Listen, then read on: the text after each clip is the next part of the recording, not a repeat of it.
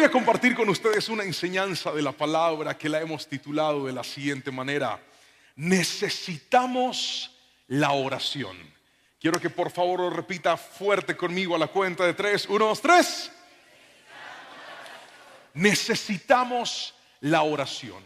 Y quiero que me acompañe la palabra del Señor al primer libro de Samuel, capítulo 23, versículos 1 al 4. Dice así la palabra del Señor: un día le llegaron noticias a David de que los filisteos estaban en la ciudad de Keila robando el grano de los campos de trillar.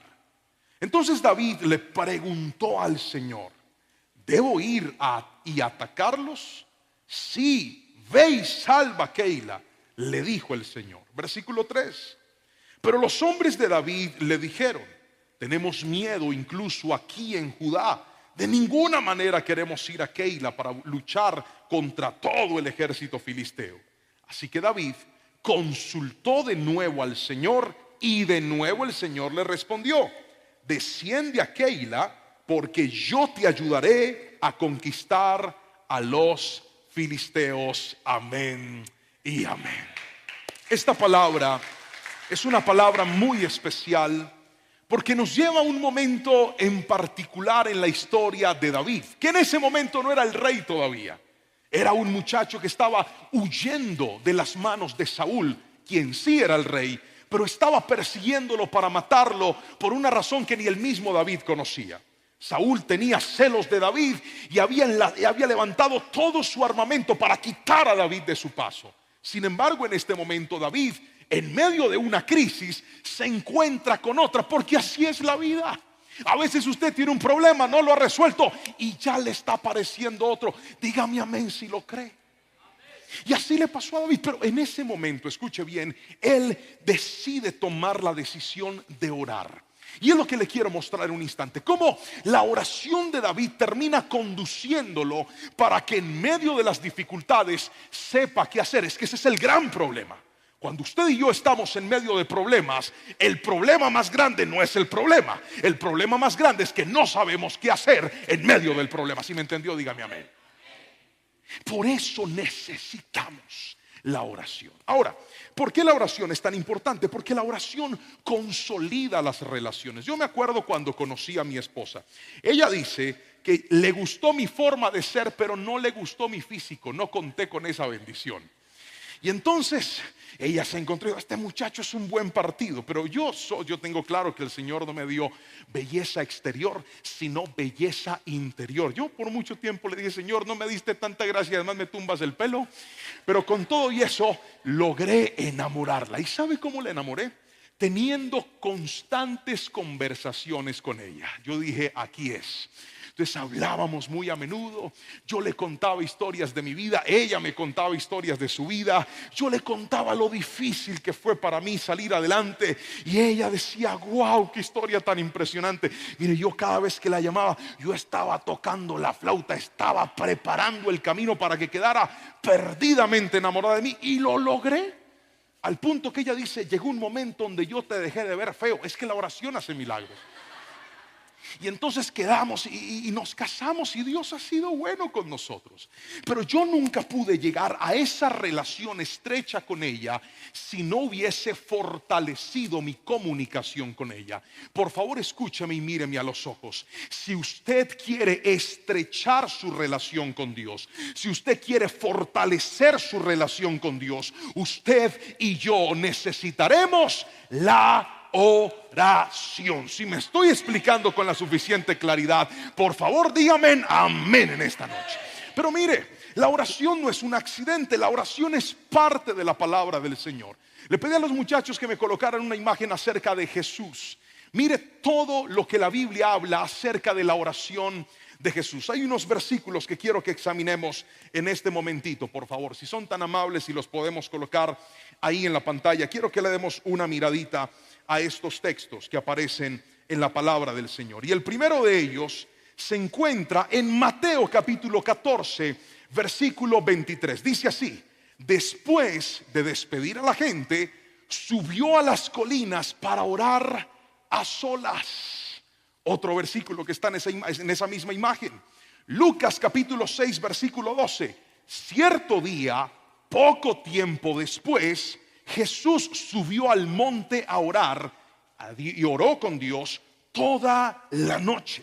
Este me encanta. Lucas capítulo 5 versículo 16. Ahí está. A menudo Jesús se retiraba a lugares donde podía estar solo. ¿Para qué? ¿Para qué? Note esto. Jesús no lo hacía a veces, lo hacía a menudo. Hacer algo a veces es cuando me acuerdo, cuando se puede o cuando toca. Pero hacer algo a menudo es algo que se vuelve un hábito, que es constante en nuestra vida. Mira esta cita, aquí está Mateo 26:39. Él se adelantó un poco más y se inclinó rostro en tierra mientras oraba. Padre mío, si es posible, que pase de mí esta copa de sufrimiento. Sin embargo, quiero que se haga tu voluntad y no la mía. Como usted puede evidenciar en estos textos, y hay muchos más, Jesús fue una persona de oración. Esa es la razón por la cual siempre sabía qué hacer.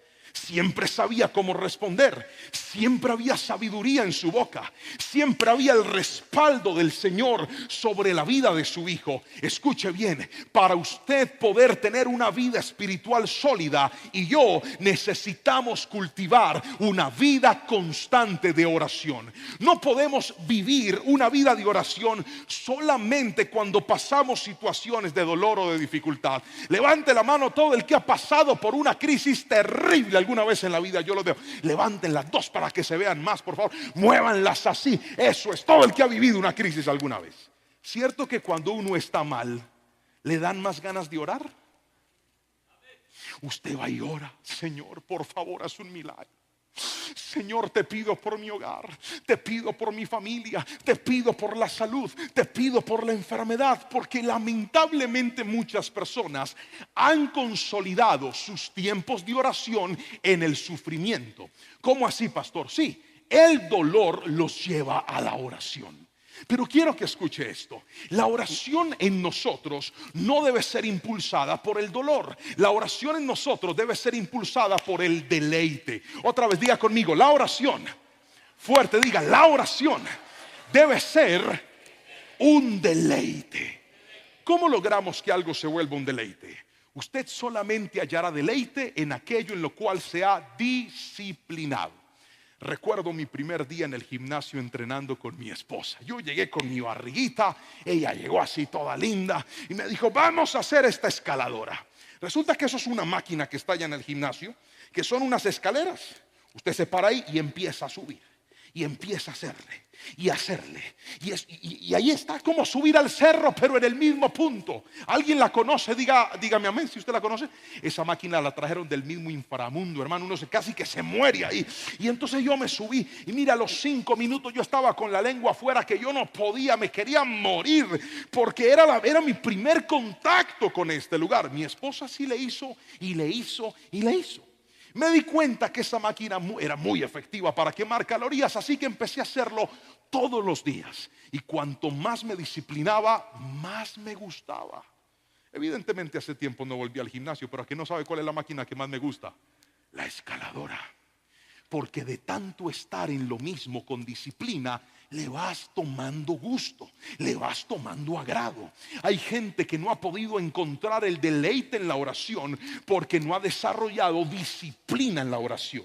Mientras que tú no disciplines la oración, no vas a hallar deleite. Aquellos que saben orar, aquellos que saben buscar a Dios, aquellos que han vivido una vida constante en oración, sabrán que hay llaves, hay puertas que no se abren con las llaves de esta tierra, pero sí se abren con las llaves de la oración. Aquellos que se han disciplinado en la oración saben que a veces en nuestras fuerzas empujamos, llamamos, tocamos, insistimos, pero otra cosa sucede en la tierra cuando la gente aprende a orar. Y es lo que vine a enseñarte en esta noche. ¿Quieres ver la respuesta de Dios? Aprende a tener una vida de oración. ¿Quieres recibir la sabiduría de Dios? Aprende a cultivar una vida de oración, que cuando oras la respuesta de Dios se va a activar. Por eso bien dice la Biblia: clama a mí y yo te responderé y te enseñaré cosas grandes y ocultas que tú no conoces. ¿Hay alguien aquí que anhela vivir una vida en oración? Dígame amén, por favor. Cultivemos una vida de oración. Pero quiero enseñarle entonces unos beneficios en esta noche. Necesitamos la oración y quiero mostrarle el primer beneficio de la oración. Vamos por favor ahí, es esto. El primer beneficio es que necesitamos orar para tomar decisiones importantes. La palabra del Señor dice en el versículo 2 de la cita principal que estamos leyendo lo siguiente. Entonces David le preguntó al Señor: ¿debo ir a atacarlos? Sí, ve y salva a Keila, le dijo el Señor.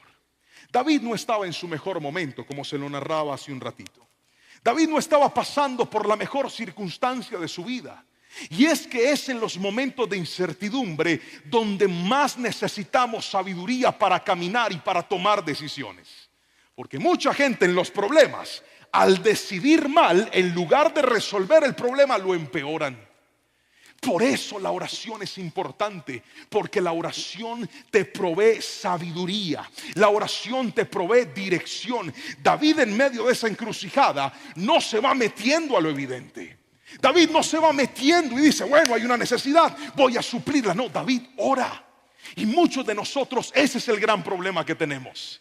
En medio de las dificultades hacemos lo primero que se nos ocurre, hacemos lo primero que se nos viene a la cabeza. Cambiarían muchas cosas en su vida si antes de dar un paso, antes de tomar una decisión importante, usted aprende a orar. Míreme, cuando usted ora y pone delante del Señor sus decisiones, Dios lo va a guiar. Dígame amén, por favor. Yo tuve que tomar una decisión hace, ¿qué será? Como 5 años va a ser, cuando decidí hacerme la vasectomía. Mi esposa y yo tomamos una decisión, y era que solamente íbamos a tener 2 hijos. Así que cuando ella estaba embarazada de Anita, yo le dije: bueno, mi amor, ya creo que con ella estuvo bien. Los 2 estuvimos de acuerdo en esa decisión. Le dije: tú te vas a hacer operar. Ella no pudo hacerlo porque los trámites en la salud no los logramos organizar a tiempo. Así que la única era que yo me hiciera la vasectomía. Dije: listo, yo me la hago. Y entonces hicimos todos los trámites y fui yo al lugar a hacerme la vasectomía. Cuando llegué allá, una enfermera alta, ella mal geniada, como mala clase, me pasa una bata y me dice: póngase esta bata. Y yo entré al baño. Primera vez que me colocaba una bata de cirugía. ¿Alguien se ha puesto alguna vez eso? Yo entré, me puse mi bata, ya que no sabe dónde me puse la abertura. Por delante, para controlar todo. Yo salí, yo así cubierto con mis babuchas. Y yo decía: padre, qué vergüenza, yo qué hago metido en esto. Y la misma enfermera que me pasa la bata me dice: así no, la abertura va por detrás. Y yo: ¿por dónde? Por detrás. Entré asustado por el regaño de la señora, me puse la abertura por atrás. Yo dije: ¿ahora cómo controlo yo todo? Me puse aquí. Me puse yo eso, aquí, espera que me desconecté un cable, ya, me puse esto aquí, salí yo cogiendo esa bata así, y entré. Después me dice: acuéstese en esa camilla. Yo me acosté en esa camilla y esperé, hasta que por fin entré a la sala. Estaba muy avergonzado, era la primera vez después de mi madre que alguien me veía, después de mi madre y mi esposa, que alguien me veía en pelota. Entonces ya estaban todos ahí. Yo dije: padre, qué vergüenza, uno ahí como Jehová lo trajo al mundo delante de un poco de gente. Entré yo ahí a la sala de cirugía y habían 3 médicos, había una enfermera. Eso estaba lleno de gente. Ahí me arrepentí, pero ya no había nada que hacer. Me dicen: descúbrase la bata. Yo dije: Padre celestial, arrebata tu iglesia ahora. Descubrí todo y yo me quedé mirando así. Yo dije: Padre celestial. Hicieron todo el procedimiento y al terminar el procedimiento me pasaron a una sala ahí donde habían puros hombres ahí en las mismas condiciones que yo, tirados ahí en unas camillas. Yo quedé ahí. Cuando alguien que estaba al lado mío empieza a hablar y dice: yo me hice, y empieza a hablar mal del matrimonio, empieza a rajar del matrimonio, a quejarse, a decir que el matrimonio era algo malo, que eso no estaba bien. Y yo dije: qué oportunidad me está dando Dios, y decidí empezar a predicar. Yo dije: pues a mí me ha ido bien. Y empiezo yo a compartir la palabra en ese lugar, así en pelota, todo como estaba. Yo empiezo a hablar del Señor y le digo: el matrimonio es una bendición. ¿Y usted por qué está haciendo eso? ¿Usted no quiere tener hijos? Dije: no, yo tengo 2 hijos y son una bendición, y el hogar es un regalo de Dios. Y empiezo a darle palabra. El Señor empieza a llorar y me dice: ¿puedes orar por mí? Yo le dije: claro.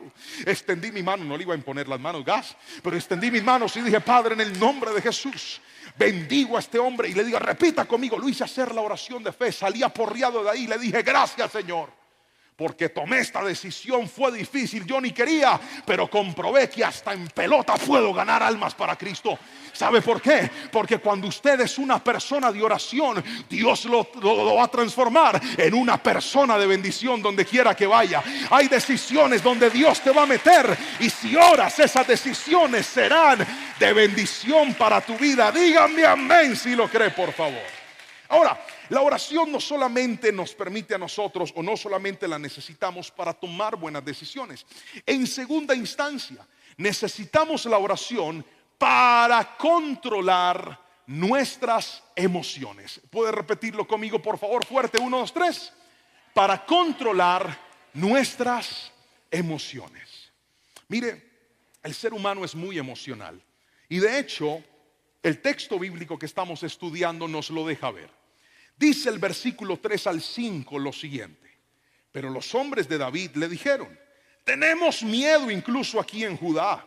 De ninguna manera queremos ir a Keila para luchar contra el ejército filisteo.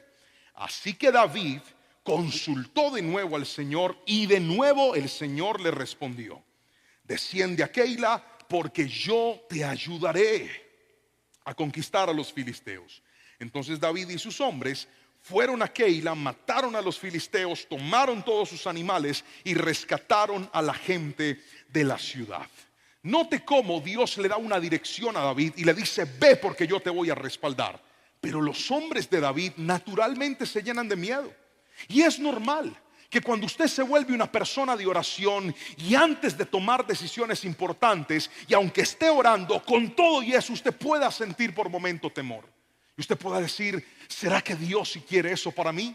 ¿Será que sí es la voluntad de Dios que yo me mueva, que yo vaya, que yo cambie, que yo compre, que yo alcance, que yo diga que sí o que yo diga que no? Es normal.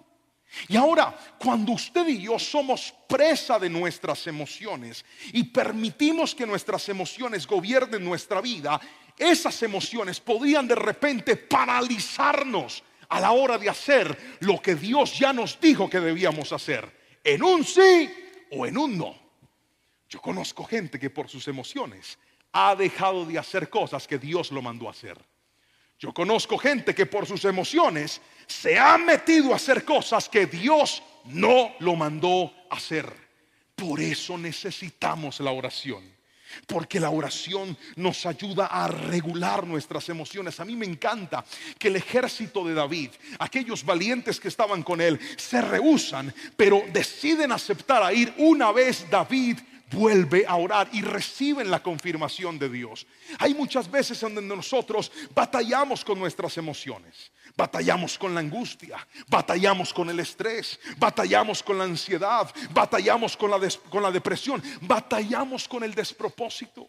Esas crisis existenciales en las que a veces caes y dices: yo no sé para qué es mi vida, yo para qué nací. ¿A dónde voy a estar en 10 años? ¿A dónde voy a estar en 5 años? ¿Será que Dios tiene algo para mí? ¿No será que yo soy como un accidente? Yo no sé ni a qué vine ni para dónde voy en esta tierra. Crisis existenciales que a cualquiera le puede pasar, especialmente al que cayó en desorden, en indisciplina, y ya no haya nada que hacer en la vida.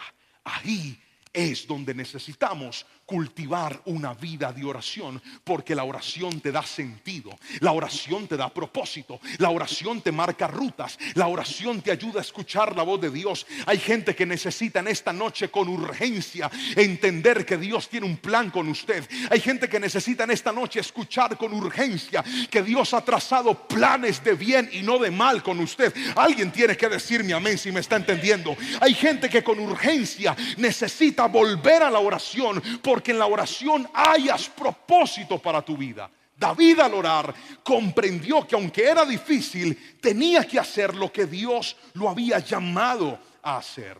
Ahora, le quiero contar algo. Yo recuerdo que hace un tiempo un hermano un empresario me llamó, él es cristiano, y me dijo: pastor, es que me gustaría que puedas darle una conferencia a un grupo de empresarios que hacen parte de un círculo que tengo.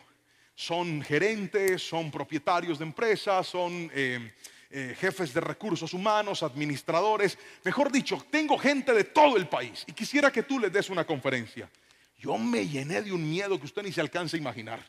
Yo dije, ay Padre Celestial, bendito sea el Señor. ¿Y yo qué le voy a decir a toda esa gente? Y me dijo, listo, le puso fecha a la conferencia. Y yo empecé a llenarme de un miedo que yo casi que le digo que no. Estaba tan asustado. ¿Cuántos creen que es una bendición? Otra vez, ¿cuántos creen que es una bendición?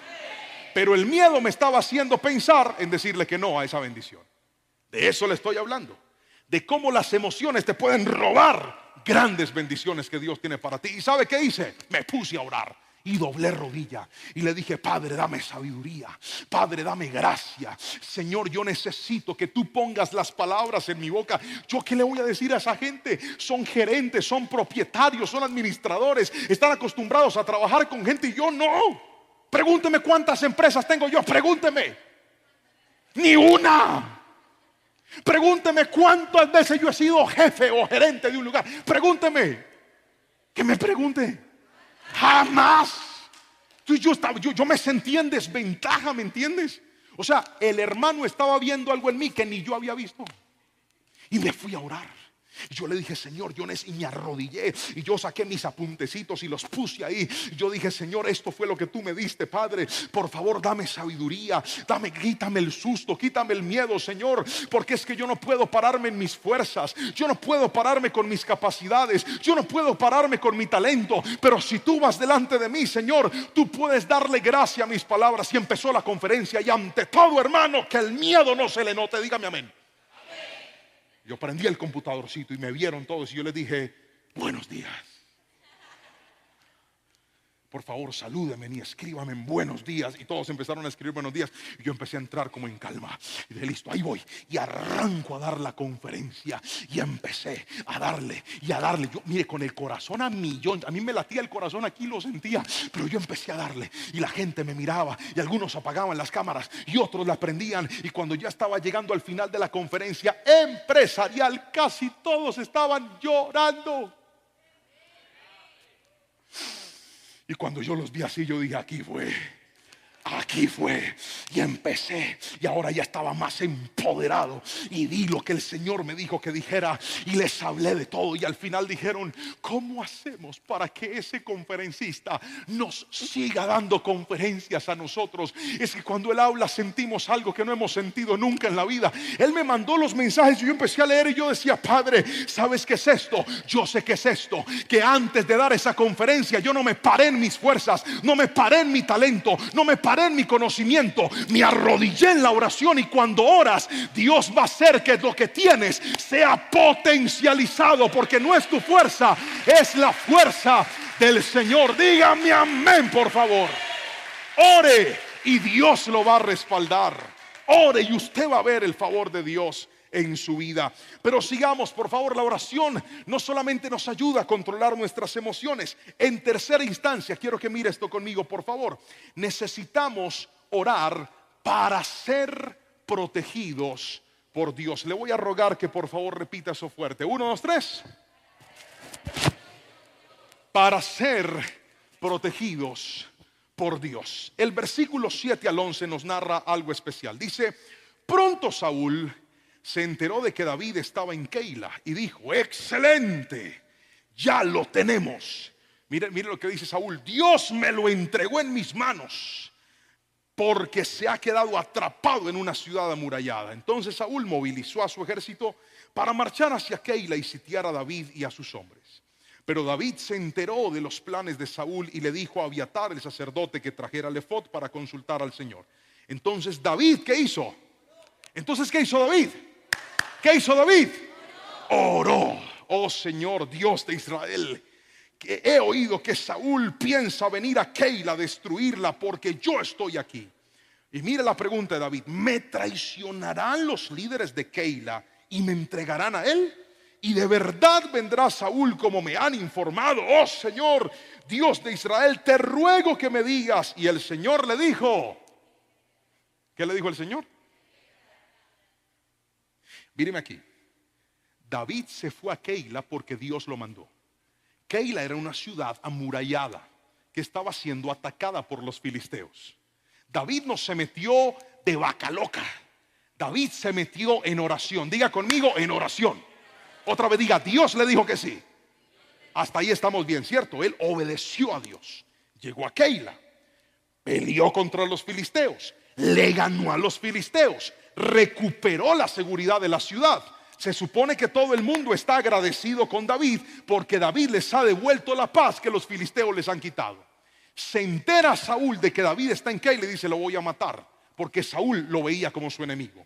Cuando David se entera de esto, ora y le dice: Señor, Saúl va a venir aquí, la gente me va a traicionar.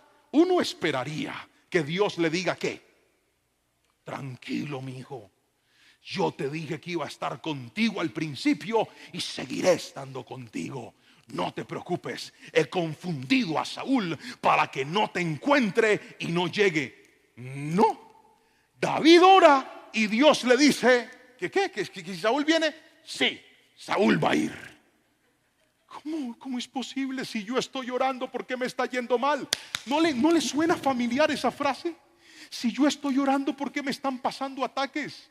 ¿Por qué desde que estoy orando como que la cosa se me puso en contra? Querido hermano, escúcheme. Es que hay un enemigo invisible que está empecinado y está determinado a derribar lo que Dios ha hecho contigo. Hay un enemigo invisible que está determinado a acabar con tu hogar. Hay un enemigo invisible que está determinado a desconectarte de tus sueños. Hay un enemigo invisible que está interesado en desconectarte de tu vida espiritual. Hay un enemigo invisible que está interesado en meterte en la cabeza la idea de que la oración no funciona. Pero hoy vengo de parte de Dios en el nombre de Jesús a decirte: aunque se levanten ataques, aunque se levanten cosas en contra tuya, cuando te levantas como una persona de oración, se va a activar sobre tu vida la protección de Dios. Él no siempre te va a decir que sí, pero siempre va a estar contigo aún en medio de las dificultades. Díganme amén si lo cree, por favor. Alabe a Jesús.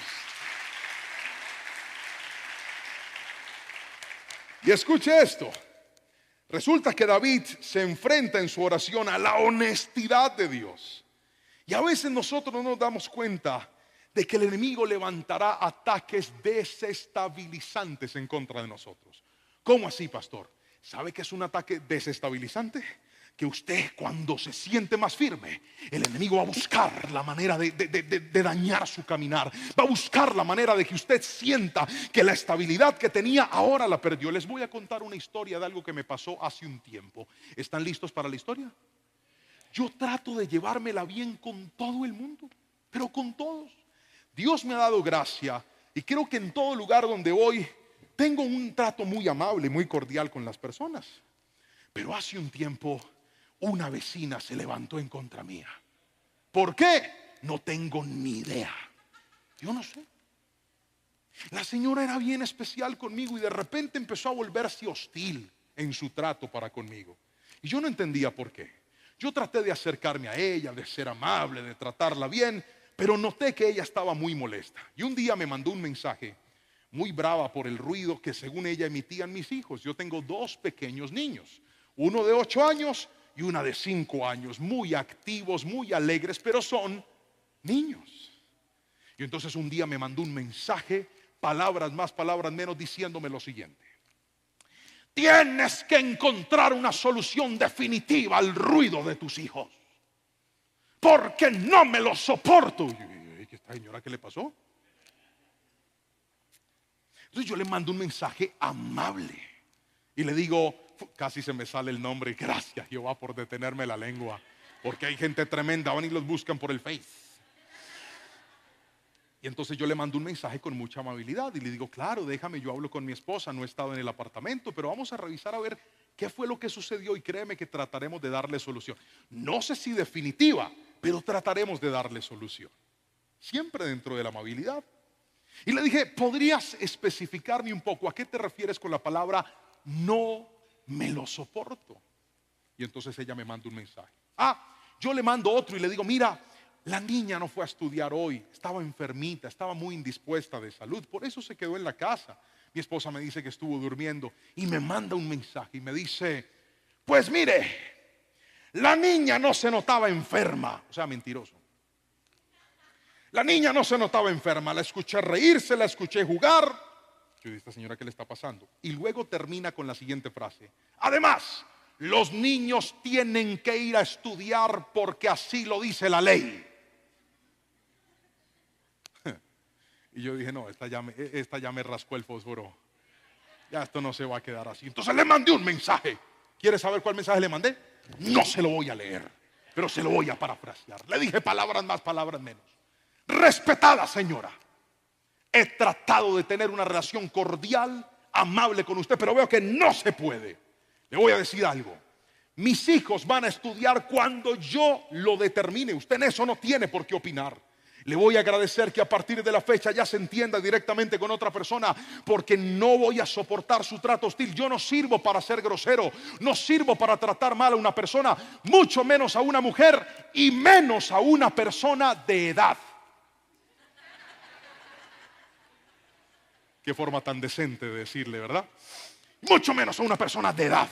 Así que hasta aquí hemos llegado, le agradezco mucho y que siga su camino. Mire, la señora se puso furiosa conmigo. ¿Y sabe qué dijo? Dijo, lo voy a demandar, lo voy a llevar ante un juez. Y lanzó las siguientes palabras, dijo, me voy a gastar todo mi dinero en abogados si me toca hasta sacarlo de aquí. Y en ese momento yo me asusté. Claro, porque yo dije, esta señora va a gastar toda la plata. ¿Y yo qué plata me voy a gastar en abogados? Si tengo que pagar la matrícula de los niños, señores, que toda la plata que para sacarme. Y en ese momento dije, voy a meterme en oración. Me llegó la citación del juzgado. Mire, yo empecé a pensar lo peor. Yo dije, voy a salir ahí en el cubo, pastor cristiano de la central demandado. Yo dije, Señor, ¿qué va a pasar conmigo? Y me empecé a llenar de miedo. ¿Usted sabe cuántas veces yo he ido ante un juez? Pregúnteme, ¿cuántas? Nunca, jamás, yo nunca he ido ante un juez. Era mi primera vez. Y yo con esa citación y yo asustado, yo saqué todas las pruebas, todos los audios, le pedí cartas a todos mis vecinos. Todo el mundo empezó a dar referencias mías. Decían, él es un señor, es una persona amable. Me grabaron audios, me grabaron videos, me hicieron cartas. Yo llegué con un cartapazo así para mi defensa. Pero lo que hice fue orar antes de presentarme ante el juez. Y le pedí al Señor y le dije, Dios, respáldame, Dios, defiéndeme, Señor, yo no he hecho nada malo. Yo no sé por qué ella está así conmigo, Señor. Y me metí allá, llegué donde el juez. Señor, serio, él me recibe. Me dice, ¿cómo me le va? Yo, bien, sí, Señor. Asustado, me temblaban las piernas hasta el alma. Me senté ahí y me dice, cuéntame qué es lo que está pasando. Y yo le empecé a contar. Y le dije, señor juez, usted me permite contarle todo. Traigo pruebas. Y me dice, sí, es que yo necesito ver todo lo que usted trajo. Yo dije, gloria a Dios. Y empecé a mostrarle todo. Y le expliqué y le hablé. Le resumo el cuento. Ahora tengo un amigo juez. Salimos de amigos y me dijo, tranquilo, usted no ha hecho nada malo, no se preocupe, usted está bien. Y yo salí de ese juzgado con la cabeza en alto diciendo, Señor, gracias, porque el hombre puede amenazarte, el hombre puede levantarse, el hombre puede intimidarte, pero una persona de oración puede contar con la protección de Dios sobre su vida. Aunque se levanten enemigos en tu contra, confía, porque Dios te va a defender. Grítenme amén si lo creen, por favor. Y con esto voy a cerrar. ¿Por qué necesitamos orar? Cuarto y último, porque cuando oramos podemos mantenernos en el propósito de Dios. ¿Puede repetirlo conmigo, por favor? Diga, para mantenerme. Fuerte, diga, para mantenerme en el propósito de Dios. El versículo 12 al 14 dice algo interesante. Vamos a leerlo, por favor. Versículos 12 al 14. De nuevo David preguntó, ¿me traicionarán los líderes de Keila a mí y a mis hombres para entregarnos a Saúl?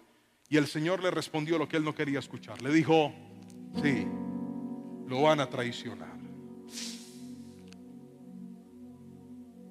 David se esconde en el desierto. Entonces David y sus hombres, ahora cerca de 600, salieron de Keila y comenzaron a deambular por toda la región.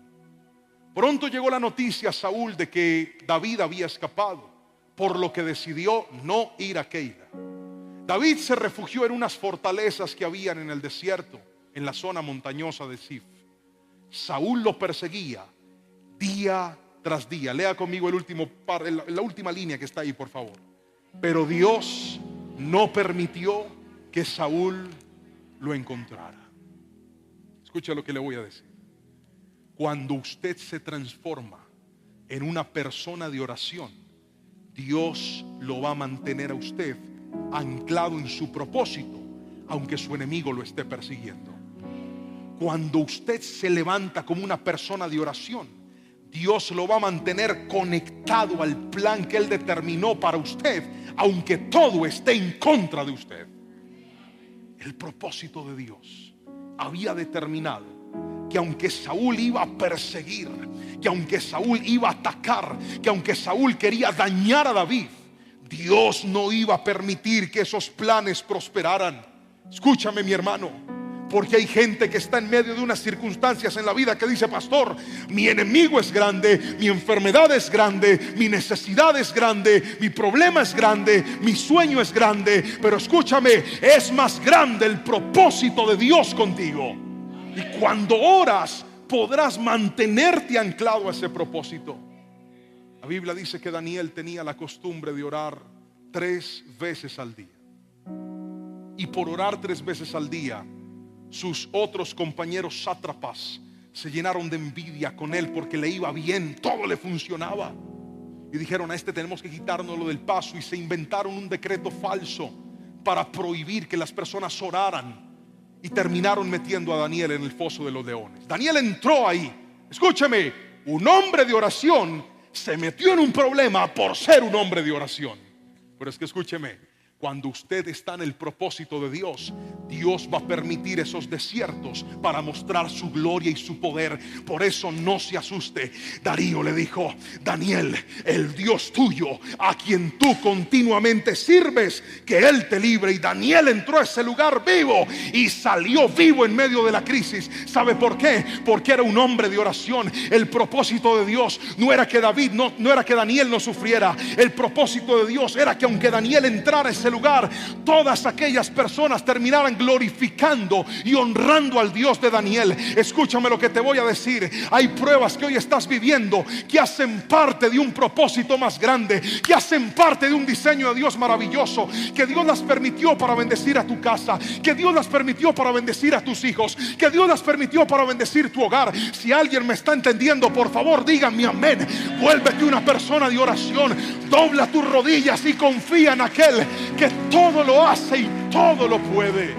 Dios es bueno, Dios es fiel.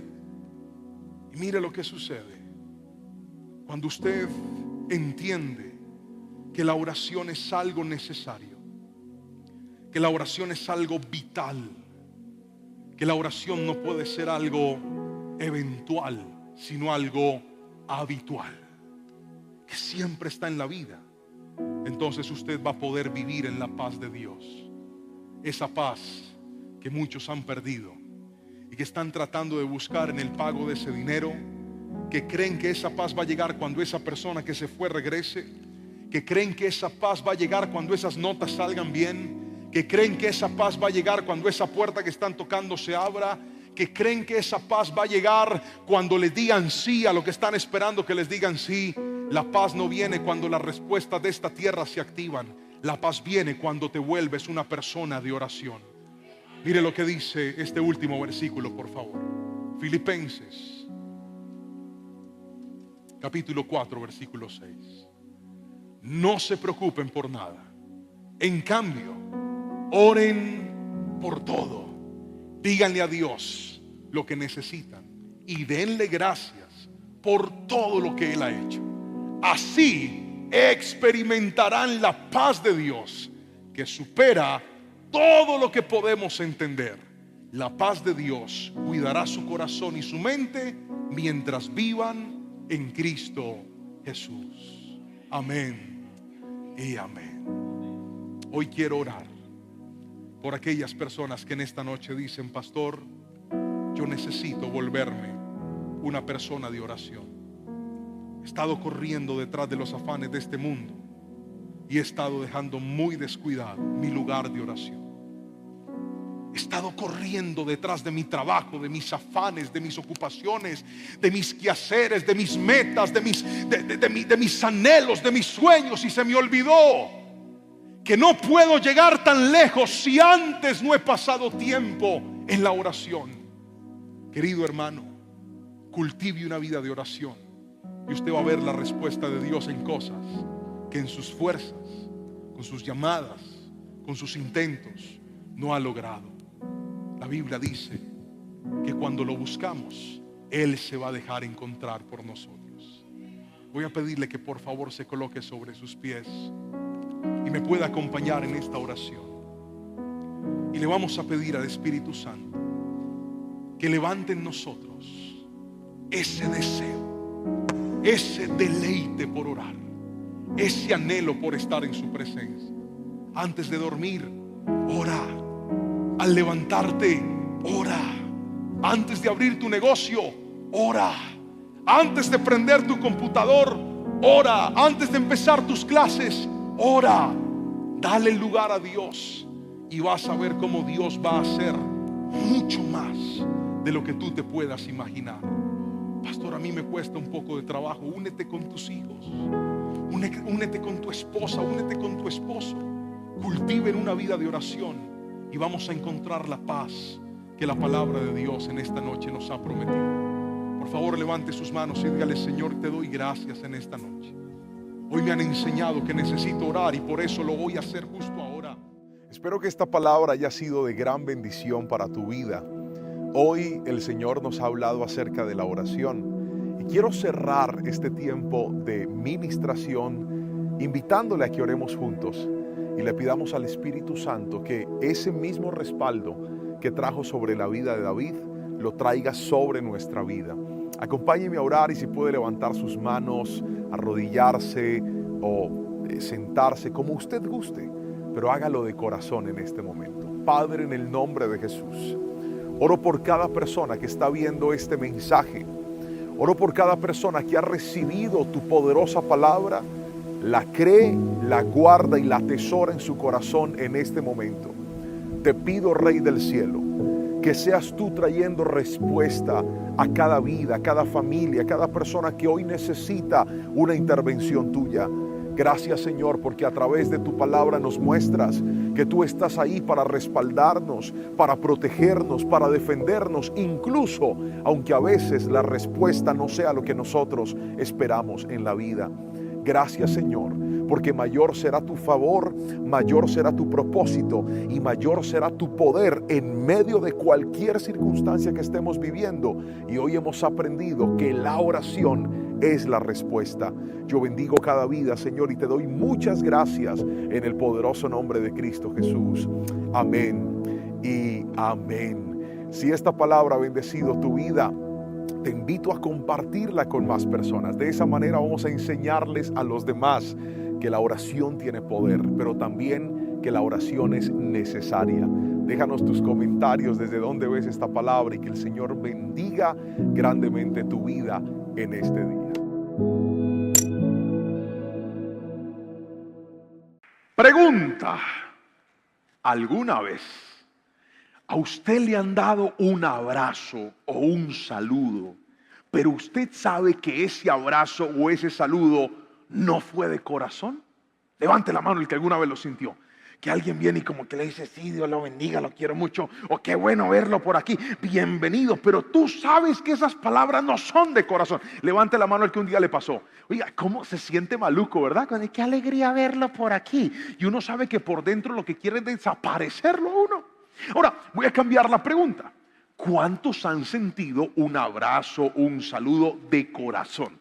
Que usted dice: wow, esa persona realmente fue genuino lo que me está tratando de expresar. Mano arriba, por favor. ¿Qué se siente mejor? ¿Lo aparente o lo genuino? Respóndame, ¿lo aparente o lo genuino?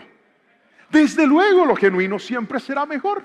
El punto es que lo que se hace de corazón, lo que se hace de manera genuina, siempre será diferente a lo que se hace por cumplir o por simple apariencia. Y entonces me encontré en la palabra con un versículo donde Dios levanta una queja contra su pueblo. El pueblo viene y le dice: Señor, es que nosotros todos los años hacemos esto por ti. Ahora le voy a explicar qué era. Y Dios viene y cuando ellos le hacen esa declaración, Dios les pregunta y le dice: ¿ustedes en realidad lo estaban haciendo para mí? Es decir, ¿lo estaban haciendo de corazón o lo estaban haciendo por cumplir? Porque si ustedes lo hicieran de corazón, eso tendría las siguientes características. Y entonces me encontré con esa queja. ¿Cómo apareció la queja? Pues préstenme mucha atención. Imagínense que el templo lo habían destruido y luego de la destrucción del templo, los israelitas, el pueblo de Dios, cada año guardaba un ayuno y hacía un luto en honor al templo. Ellos echaban ceniza, rasgaban sus vestiduras, no comían, se apartaban en dolor, en duelo, recordando el templo que había sido destruido. Entonces cuando Zacarías y Zorobabel están en la reconstrucción del templo, ellos vienen y le preguntan al profeta y le dicen: oiga, ¿ese ayuno lo tenemos que seguir haciendo, sí o no? Y entonces Zacarías, de parte de Dios, le responde y le dice: es que ustedes eso que han estado haciendo en realidad no lo han hecho de corazón. Y Dios automáticamente les da la respuesta y le dice: les voy a decir cómo es una persona que en realidad hace y practica una espiritualidad genuina, una espiritualidad de corazón. Y es lo que hoy te voy a enseñar. Hemos titulado la enseñanza de hoy: la verdadera espiritualidad. Por favor, péguele un codazo al que tiene a su lado si le tiene confianza y dígale: la verdadera espiritualidad. Cuento 3 y lo repite lo más fuerte que pueda. 1, 2, 3. La verdadera espiritualidad, al igual que un sentimiento, que una carta, que una expresión, que un mensaje, la espiritualidad, cuando no es genuina, no tendrá el mismo impacto en la vida de otras personas. ¿Cuántos de nosotros a veces hemos visto personas que se hacen llamar espirituales con sus palabras, pero su comportamiento en realidad denigra de esa declaración? Porque lo genuino siempre será diferente a lo aparente. Lo genuino siempre será mejor a lo aparente. Y hoy quiero mostrarte a través de esta palabra que se encuentra en Zacarías, capítulo 7, versículo 8 al 10. 4 cualidades que tiene una persona que practica una verdadera espiritualidad. Dice la palabra del Señor de la siguiente manera: luego Zacarías recibió este mensaje del Señor. El Señor de los ejércitos celestiales dice: juzguen con imparcialidad y muestren compasión y bondad el uno por el otro. No opriman a las viudas, ni a los huérfanos, ni a los extranjeros, ni a los pobres. Tampoco tramen el mal unos contra otros. Y entonces en este versículo me encuentro con esas 4 cualidades que hoy voy a detallarle una a una, que me exponen y me hablan de lo que significa, de lo que es una verdadera espiritualidad. Y la primera, voy a pedirles que me la puedan colocar en la pantalla, por favor, a la cuenta de 3. 1, 2, 3. Ahí está. Una persona verdaderamente espiritual juzga con imparcialidad. Quiero que por favor repita ese principio a la cuenta de 3 conmigo. 1, 2, 3, dígalo. Juzga con imparcialidad. ¿Qué es juzgar, pastor? Juzgar es establecer un juicio de opinión respecto a algo o respecto a alguien. También respecto a una situación. ¿Cuántas veces uno de nuestros más grandes problemas es que somos muy buenos para establecer juicios sobre las personas, pero muy malos para establecer juicios sobre nosotros mismos? Permítame explicárselo con otra palabra. Somos buenos para calificar los errores de los demás, pero malos para calificar nuestros propios errores. Déjeme contarle una historia que algunos conocerán de mi época de recién casado. Imagínense que en mi casa, yo les he contado, nosotros venimos de una familia con muchas necesidades económicas. Dios fue bueno y nos dio amor y nos dio su favor, pero habían cosas que no podíamos tener. Y una de ellas eran vajillas. Por ejemplo, en mi casa no había vajilla. Los vasos que nosotros teníamos se los debíamos al carro de Coca-Cola. ¿Cuántos dicen gloria a Dios? Esos que tenían los osos polares, que uno reclamaba con tapitas. Esos eran los vasos de nosotros. Y los legendarios, el vaso de aluminio. ¿Cuántos se acuerdan de eso? Es la creación más poderosa que el hombre ha diseñado para una cocina. El vaso de aluminio, ese plateado que usted sirve la aguapanela fría y se queda fría. Eso es poder. ¿Cuántos dicen amén? Esos eran los que habían en mi casa. Nosotros no teníamos vajilla ni nada de eso. Entonces cuando yo me casé, yo no sé por qué. Ahora no entiendo. Tendría que mirarlo desde el plano psicológico, eso a qué se deberá. Pero yo tenía una obsesión por las vajillas. Entonces a nosotros en la lluvia de cocina nos regalaron una vajilla bonita. Y yo estaba contento con mi vajilla en la casa. Y me fui a vivir con mi esposo a un apartamento chiquitico. Estábamos recién casados, contentos. Y un día estaba mi esposa lavando la loza cuando ¡práquete! Se le quebró un vaso. O un plato, yo no me acuerdo qué fue. Entonces yo, Lore, amor, ¿qué pasa? Ay, se me quebró. Amor, cuida la loza, hombre. Me sentí un dolor tan fuerte en el corazón. Usted no alcancé, no se lo puedo explicar. Sentí que se me estaba yendo un hijo, mano. Yo, mi amor, cuídala, por favor. Bueno, quedó así. Al tiempo, otra vez estaba lavando la loza cuando ¡práquete! Quebró otro. Entonces ya yo me fui más bravo. Yo, Lorena, hazme el favor y cuida las cosas que Dios nos dio. ¿Por qué tienes que dañar la loza? Hazme el favor y, ay, mi amor, qué pena. Eso después lo reponemos. Y por dentro, esta vieja me va a acabar con la vajilla, padre. Me va a tocar traerme los de Coca-Cola a la casa de mi mamá.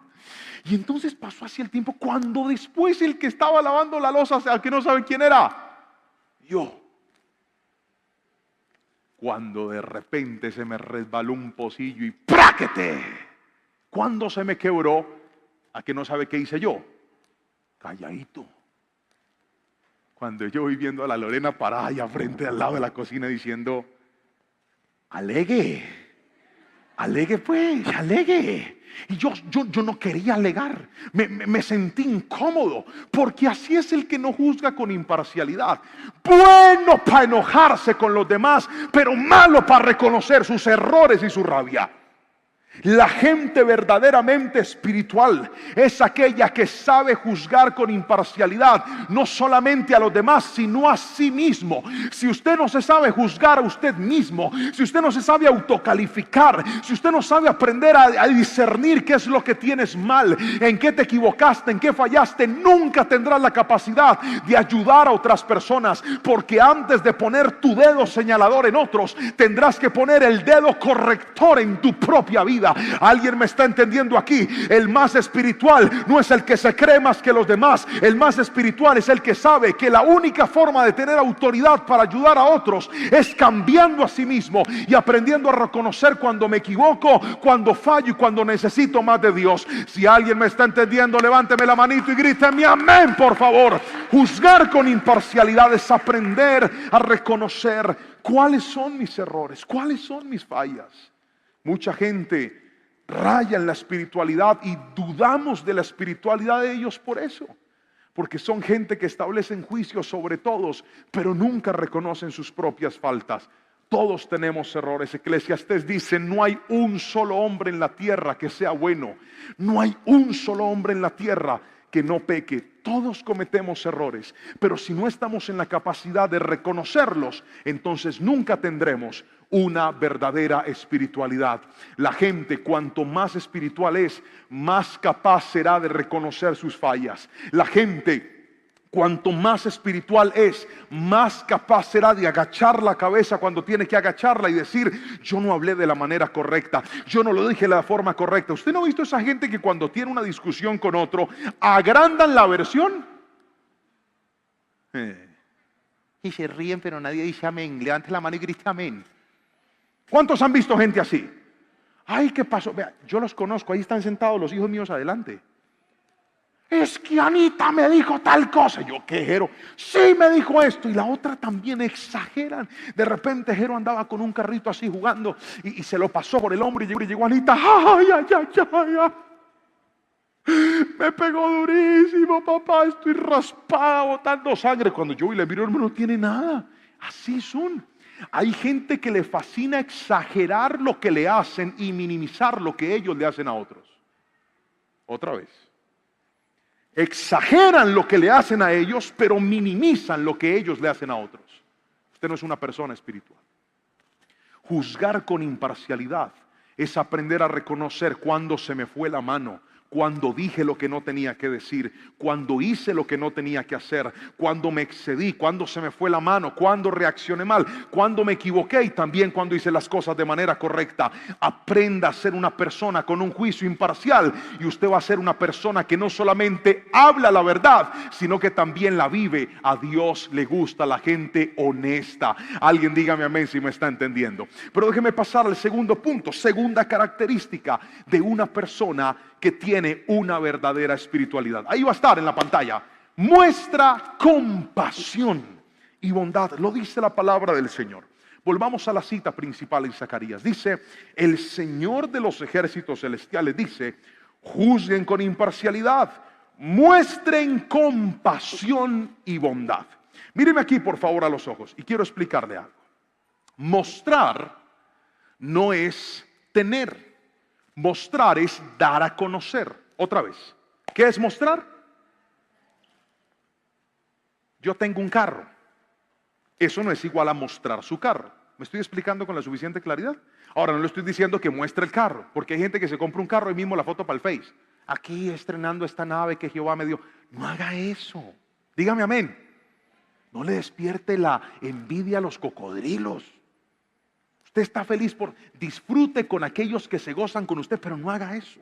Hay gente que todo lo muestra, todo lo quiere publicar, todo se lo quiere contar a todo el mundo. No haga eso. Hay gente que en lugar de alegrarse con usted, le da envidia y le da rabia. Eso fue lo que le pasó a José. Si él se hubiera quedado calladito con la túnica de colores, seguramente no le hubiera pasado tanto cacharro. Pero llegó con esa túnica mostrándola, diciendo, vea lo que mi papá me dio. Hay túnicas que Dios nos va a entregar, que es mejor no mostrarlas. Gríteme amén si me entendió. Otra vez, gríteme amén si me entendió. Muy bien. Pero esto sí lo tenemos que mostrar. ¿Qué, pastor? Compasión y bondad. Otra vez, la compasión y la bondad sí la tenemos que mostrar. Tenemos que darlas a conocer. Cuando una persona es espiritual, con su forma de hablar, con su forma de comportarse, con su forma de vivir, muestra que en su vida hay bondad y hay compasión. ¿Qué es la bondad? La bondad es la cualidad o la capacidad de ser buena persona. Por favor, levante la mano derecha a todo el que ha conocido una persona que en su juicio o en su calificación usted considera a esa persona buena gente. Levante la mano. Todos los que dicen, hey, yo conozco a alguien que es buena gente, mano. Es bueno, esa persona es buena. Bien, ¿qué característica tiene una persona buena? A ver, me van a ayudar. Aquí los quiero escuchar a ustedes. Una persona buena, ¿cómo es? Generoso, comparte de lo que tiene. ¿Cómo más es una persona buena? ¿Ah? Sumiso, es alguien sumiso. ¿Cómo más es una persona buena? Servicial, es una persona que está dispuesta para servir, ayudar a otros. Alguien dijo alegre. Una persona buena es alegre. Pues difícilmente uno ve un bueno mal geniado, ¿verdad? Ay, él es tan bueno y una cara de ogro así, uno no se imagina. Generalmente la gente buena es chévere, es carismática, es servicial, es amable, es querida, está siempre pensando en cómo te puedo ayudar, cómo puedo quitarme el pan de la boca para dártelo a ti, cómo puedo compartir de lo que tenemos, cómo hago para que no estés triste, cómo hago para ayudarte en lo que estás pasando. Eso es bondad. Y la Biblia dice que una persona espiritual muestra bondad a otros. Ahora, ¿qué es la compasión? La compasión es un sentimiento de dolor que sientes al ver la necesidad de otra persona. Una persona espiritual no es indiferente al dolor o a la necesidad de otros. Y Dios le dijo a su pueblo, ustedes me están hablando de ayunos y me están hablando de lutos y me están hablando de cosas. Les voy a decir cómo quiero yo que sea la gente. Me gusta que mi pueblo sea bondadoso y muestren compasión. Permítame contarle algo que pasó hace unos días. Íbamos saliendo de la iglesia.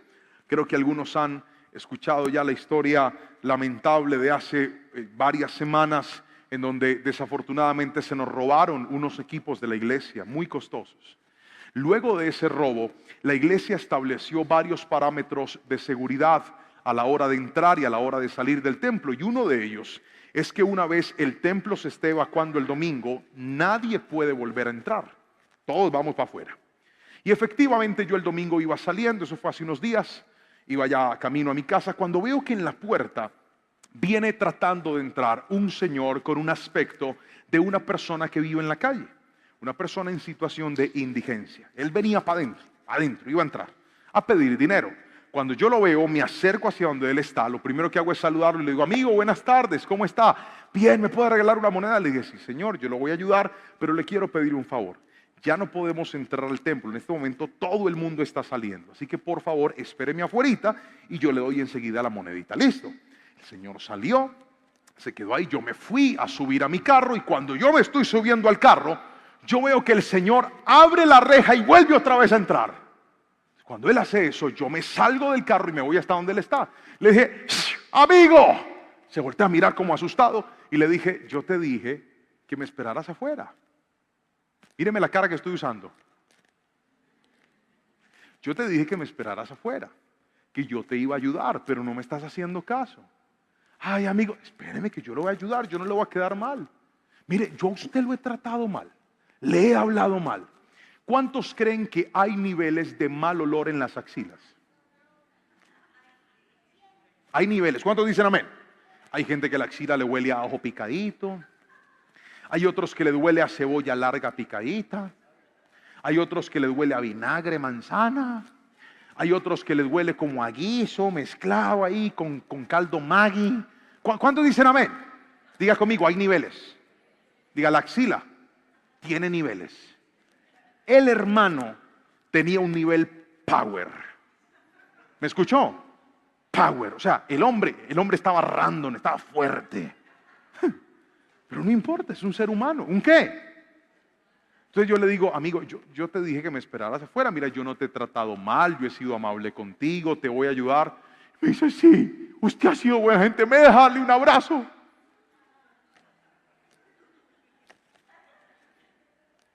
Le abrí los brazos, me abrazó con toda la fuerza, yo lo abracé también. Y dije: ay, Señor, te bendigo en el nombre de Jesús, tranquilo, Cristo lo ama. Gracias, pastor, gracias. Espéreme pues afuera. Bueno, Señor.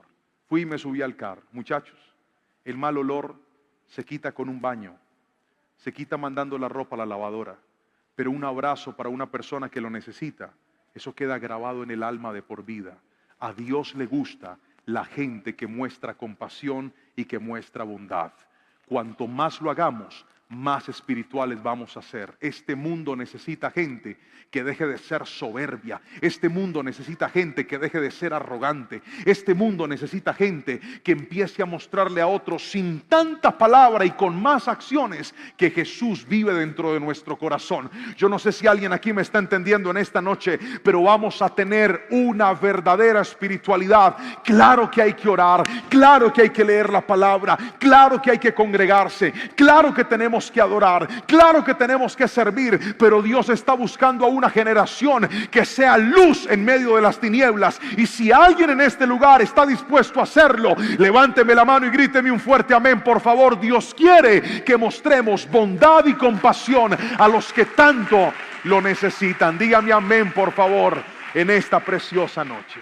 Si va a aplaudir a Dios, hágalo con toda su fuerza, por favor. Ahora, déjeme mostrarle la tercera característica de una persona que tiene una verdadera espiritualidad. Y ahí va a salir una persona con una verdadera espiritualidad no oprime al necesitado. ¿Qué es oprimir? Oprimir es causar presión sobre algo. Eso es oprimir. Oprimir es forzar al punto de generar daño, de generar algún impulso que saque, que aleje o que dañe a una persona. Pero lo interesante de este versículo es que de una forma muy clara y muy categórica, Dios menciona 4 grupos de personas que no se pueden oprimir. 4 grupos de personas que al parecer Dios dice: mire, con ellos no se metan. A este grupo de personas no me los toquen. Yo no sé qué pasa en el corazón de Dios, pero he visto como cuando usted se levanta en contra de estas personas o a favor de estas personas, puede ver la mano de Dios a su favor o en su contra. Permítame mostrarles quiénes son. Zacarías lo dice: no opriman, versículo 10, a las viudas, ni a los huérfanos, ni a los extranjeros, ni a los pobres. Una persona espiritual jamás se aprovecharía de su posición, de su dinero, de la necesidad de otra persona, de la situación en la que alguien está, para atropellar o para dañar a alguna de estas cuatro personas. ¿Cuál es, Pastor Juan?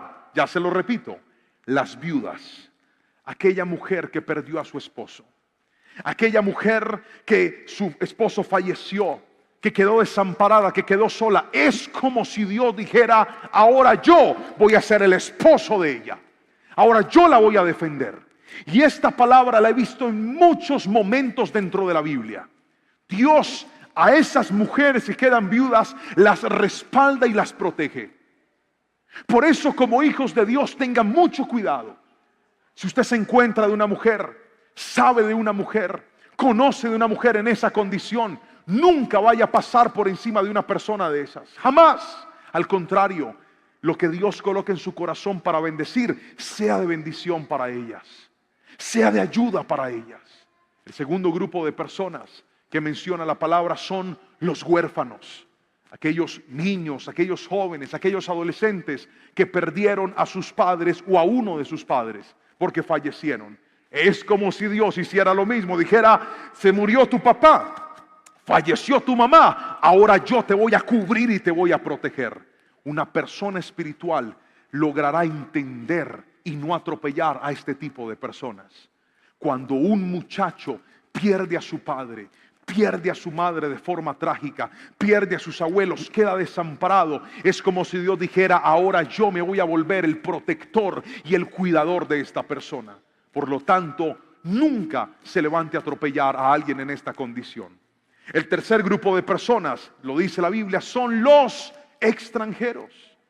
¿Cuántas veces he visto personas que con un empleo, con un salario, con una empresa, se aprovechan de una persona porque no tiene documentación, porque no tiene papeles, para hacerlos trabajar largas horas por pequeños salarios? Usted no puede decir que es alguien espiritual. Usted es una persona abusiva, usted es una persona irrespetuosa, usted es una persona que no sabe valorar la humanidad de otros.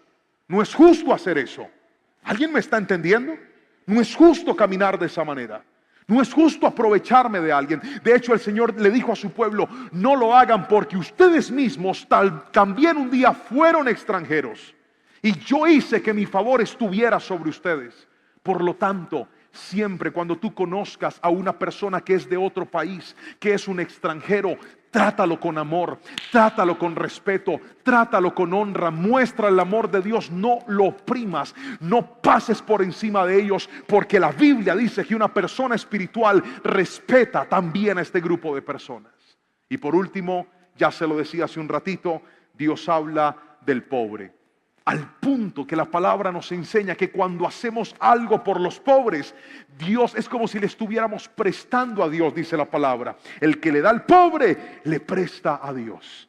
Antes de la pandemia habíamos tomado uno de nuestros programas con los jóvenes, que era ir a repartir comida a los pobres. ¿Cuántos se acuerdan de lo que hacíamos? Íbamos y llevábamos comida, sándwiches, aguapanelas. Preparando esta palabra, Dios me dijo: quiero que lo vuelvan a hacer y lo vamos a volver a reactivar. Quiero que volvamos a hacerlo, que volvamos a las calles a bendecir al que está pasando por necesidad, a llegar sin una Biblia debajo de la mano, pero sí con la bendición de parte de Dios para decirle al pobre y al necesitado: aquí está un poquito de lo que Dios nos ha dado. Cuando Dios te bendiga, siempre busca la manera de ser de bendición para otros. Recuerdo hace un tiempo estábamos, no sé si fue por el nacimiento de mi hijo, de mi hija, no lo recuerdo, pero sí me acuerdo que tuve que irme a la madrugada a buscar una farmacia, una droguería, le decimos aquí en Colombia. Y hay una por el estadio que trabaja 24 horas. Entonces yo me fui para allá. Llegaron como las 2, 3 de la mañana, me parqué. Cuando yo voy llegando, hay un señor, un anciano, viejito, con chaqueta, con guantes, con gorra, claro, aguantando el frío de la madrugada de esa hora. Yo llego, parqueo mi carro, ese señor le pedía permiso un pie para mover el otro. Lento, caminaba despaciecito. Me decía: tranquilo, amigo, que aquí quedó seguro el carro. Yo dije, lo pensé. ¿Por dónde? Por dentro. Yo dije: ¿cómo hará este señor a la hora que le lleven ese carro? Casi que ni llega aquí, pero lo pensé, solo fue por dentro. Sin embargo, yo le sonreí y le dije, gracias amigo, y entré. Fui y compré lo que iba a comprar, volví, salí y el Señor estaba ahí esperándome. Me subí al carro y en ese momento Dios puso en mi corazón bendecir a aquel Señor. Normalmente cuando alguien le cuida a uno el carro, ¿cuánto le da uno?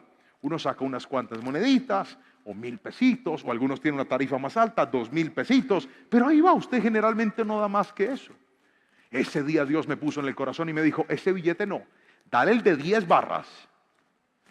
Yo he aprendido a obedecer a Dios y le dije, listo, tomé el billete. Le dije, amigo, Dios lo bendiga. Él me lo recibió y dijo, ¿cuánto le devuelvo? Le dije, no, no me devuelva nada, todo es suyo. El Señor se le aguaron los ojitos y me dijo, ¿en serio? Ay, ya me puedo ir a descansar, Señor, muchas gracias, Dios lo bendiga. Y le dije, Cristo lo ama mucho, Dios lo bendiga, gracias por cuidarme el carro, me sentía tan seguro con usted. Me subí en el carro y me fui. Tuve que regresar varias veces a Confandilla, que no sabía quién le abrían cupo cuando no había. Al pastor Juan, para cada vez que el viejito decía, usted aquí me escoltaba, yo tenía parqueadero siempre. Porque escuche bien, cuando usted honra, también va a recibir. Tal vez para usted un billetico no representa mucho, una semilla de esas no representa mucho, pero para otra persona puede ser un milagro en un momento específico. Por lo tanto, aprendamos a ser de bendición para estos 4 grupos de personas. ¿Cuál es, pastor? Para la viuda, para el huérfano, para el extranjero y para el pobre. ¿Cuántos decimos amén si me han entendido en esta noche? Pero déjenme pasar a lo último y con esto voy a cerrar la palabra de este día. Una verdadera espiritualidad. Por último, ahí va a aparecer el 4º punto, no trama el mal. ¿Puede repetirlo conmigo fuerte, por favor? 1, 2, 3, dígalo. No trama el mal. Tramar es pensar. Tramar es hacer un plan en lo secreto. Eso es tramar. La Biblia dice que cuando nosotros somos gente espiritual, no estamos fabricando planes en lo secreto para hacer lo indebido. ¿Cuántas veces nosotros en nuestra mente empezamos a codificar, a inventarnos de qué manera puedo irme a fornicar con mi novia? ¿De qué manera puedo serle infiel a mi esposo o a mi esposa? ¿De qué manera puedo hacer esta trampa sin que se den cuenta? ¿De qué manera me puedo quedar con este dinero sin que lo noten? ¿De qué manera puedo sustraer sin que lo puedan percibir? ¿De qué manera puedo hacer que esa persona que está subiendo caiga y que no parezca que yo hice el daño? ¿De qué manera puedo levantarme a sembrar discordia, a sembrar resentimiento, a murmurar y a criticar de lo que no debo hablar? La gente espiritual no anda tramando el mal. ¿Por qué razón? Porque cuando a tu mente llega la tentación, cuando a tu mente llegan esas ideas, ¿y será que hago esto? ¿Y será que lo emprendo de esta manera? Es en ese momento donde tienes que rechazar esas ideas. Los grandes pecados nacen en la mente, pero también pueden morir en la mente. Si usted aprende a frenarlos ahí, cuando usted dice, tengo ganas de hacer esto, se me ocurrió hacer esto, ahí pare y diga, Señor, en el nombre de Jesús, no voy a fallarte. Yo he atendido casos de muchachos que me han buscado diciéndome, pastor, tengo luchas con la pornografía, tengo luchas con la masturbación. Yo sé que esto no agrada a Dios. Yo sé que esto ofende a Dios. Yo sé que es algo indebido, porque si no lo fuera así, no tendría que esconderme para hacerlo. No tendría que estar guardando mi vida, que nadie se dé cuenta para poderlo hacer. Pastor, pero a veces no sé cómo salir de esto. Y el consejo que siempre les doy es, háblale a tu mente. El deseo para caer en la pornografía, en la masturbación, se vence en la mente. ¿Por qué, pastor? Porque el órgano sexual más poderoso del cuerpo no son tus partes íntimas, es tu cerebro. Por lo tanto, háblale a tu mente. Un ejercicio tan básico como detenerse y cuando viene ese deseo decir, Señor, no voy a fallarte. Tengo deseo de hacer esto, pero por favor, Señor, hoy saco esa idea de mi mente en el nombre de Jesús. No lo voy a hacer, no te voy a fallar. Usted se va a sorprender cómo va a empezar a dejar de pecar cuando aprenda a detener este punto. No trame el mal. Háblele a su mente, deténgalo. y se va a sorprender cómo su comportamiento va a empezar a mejorar. No preste su mente para envenenarse, para sembrar basura, para llenarse de ideas contrarias. Una persona espiritual no está pensando en las cosas de la carne, está pensando en las cosas del espíritu. Una persona espiritual no está pensando cómo arruino mi vida sin que el daño sea fuerte. Al contrario, está pensando cómo voy a hacer las cosas de manera correcta. ¿Quieres que Dios bendiga tu hogar? En vez de estar pensando cómo engañar a tu esposa, di: voy a hacer las cosas correctas para tener un hogar feliz. ¿Quieres tener un noviazgo en bendición? En vez de estar pensando cómo será que hago la trampa, hago la indebida sin que nadie se dé cuenta para poderme acostar con esta mujer, mejor empieza a pensar cómo hago para honrarla, para llevarla a un altar, para dignificarla delante de su familia, para honrar a Dios con mi vida, con mi cuerpo, y te vas a dar cuenta que tu vida va a tener una verdadera espiritualidad. La gente se rompe la vida porque anda pensando el mal, pero quieren ver bendiciones. No, si yo quiero ver la bendición de Dios, mis pensamientos tienen que ser usados para lo correcto, para lo bueno y no para lo malo. Dígame amén si me ha entendido en esta noche, por favor. Levante un aplauso fuerte si quiere hacerlo, pero quiero que hoy le digamos al Señor: ayúdame a ser una persona verdaderamente espiritual. A la luz de esta palabra que hoy usted ha escuchado y ha recibido, de estos 4 principios que le acabo de mencionar, ¿cuál es, pastor? El primero: una persona con una verdadera espiritualidad juzga con imparcialidad. ¿Cómo así, pastor? Está en la capacidad de reconocer sus propios errores. Está en la capacidad de admitir cuando ha fallado. Está en la capacidad de admitir cuando se le fueron las luces y se equivocó. Está en la capacidad de admitir cuando alguien ha dado mucho y usted ha dado poco y por eso está mal. Mire, usted no sabe cuántas personas yo he visto sufrir por eso. Pastor, es que ese hombre no agacha la cabeza, no reconoce que se equivocó. Y he visto mujeres que sufren en su alma por eso. Les da más dolor el orgullo de ese hombre que los mismos errores que tiene, porque sabe que si esa persona venciera el orgullo, empezaría un cambio genuino en su vida. Juzguemos con imparcialidad, pero no solamente a los demás como a algunos les gusta hacerlo. Pastor, pero la Biblia dice que no juzguemos para que no seamos juzgados. Exacto, pero el siguiente versículo dice: porque con la vara que mides te van a medir. O sea, le recomiendo que no juzgue, pero si acaso lo llega a hacer, alístese para que usted también lo mire. Lo que pasa es que cuando en lugar de andar juzgando a los demás, aprendemos a juzgarnos nosotros mismos, vamos a ser mejores personas. Yo he visto gente tan metida con Dios, pero tan firme con Dios, tan espiritual, y me han inspirado. ¿Y sabe qué es lo que más me inspira de esa gente? Que en lugar de estar viendo cómo atacar a los demás, cómo señalar a los demás, están buscando cómo ayudarlos, cómo acercarlos a Dios, cómo darles un consejo, cómo darles una oración, cómo mostrarle amor al que no lo merece, cómo acercarlo a la presencia de Dios a pesar de sus errores y de sus fallas. La gente espiritual no se cree perfecta. La gente espiritual sabe que es imperfecta y que todos los días necesita a Cristo en la vida.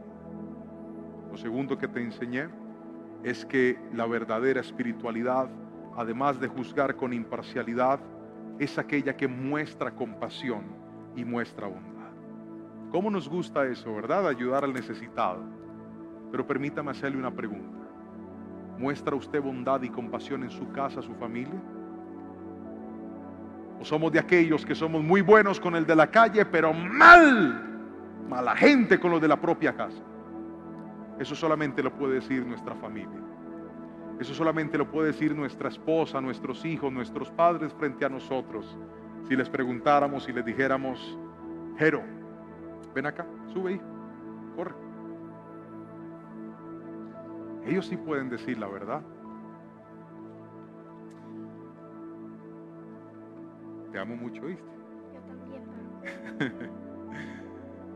¿Tu papá es bueno o es malo contigo? Es bueno. Esto no estaba preparado. ¿Tu papá te perdona o no te perdona? Pues de todas las veces que me porto mal, sí. Me asusté. ¿Saben, muchachos? El reto de mostrar compasión y de ser bondad debe empezar en nuestra propia casa. ¿Cuántos dicen amén? ¿Cuántos queremos impactar con nuestra espiritualidad? Levante la mano y grite amén, por favor. Que la gente que vive con nosotros, que los que están en casa puedan decir: mi papá, mi mamá, mi hermano, mi hermana son personas buenas y compasivas. Va, pues para allá, te amo. Lo tercero que le enseñé es que no oprima a las personas que pasan por dificultad. Nunca oprima al pobre, nunca oprima al extranjero, nunca oprima a una viuda, nunca oprima a un huérfano. Y por último, no preste su mente para tramar el mal. Al contrario, mantengamos una mente limpia, una mente que hace lo correcto, que hace lo que honra y agrada a Dios. De esas 4 cosas, ¿cuáles tienes o cuáles te faltan? De esas 4 cosas, ¿cuáles viven en ti o cuáles ya no están en tu vida? Ponte de pie, por favor, y quiero que recibas esta oración y le pidamos al Espíritu Santo que nos ayude a practicar y a tener una verdadera espiritualidad. Levante sus 2 manitos, por favor, conmigo y dígale: Señor, te damos muchas gracias por hablarnos a través de esta palabra. Gracias por mostrarnos, Señor, que a tus ojos las personas que dicen ser espirituales deben comportarse de una manera específica, deben tener una forma de ser que en realidad te honre y te agrade. Espíritu Santo, por favor, ayúdanos. Espíritu Santo, por favor, perdónanos. Espíritu Santo, por favor, límpianos. Levanta tus manitos ahí donde estás y dile: Señor, ayúdame a realmente mostrar la luz tuya a través de mi vida y de mi comportamiento. Ayúdame a vivir como tú quieres que yo viva, a caminar como tú quieres que yo camine, a actuar como tú quieres que yo actúe. Bendigo cada personita que está en este lugar y te doy las gracias, Señor, por hablarnos, por encaminarnos, por bendecirnos, por levantarnos. En el nombre poderoso de Cristo Jesús. Alguien que diga un fuerte amén y amén. Dele un aplauso fuerte al Señor.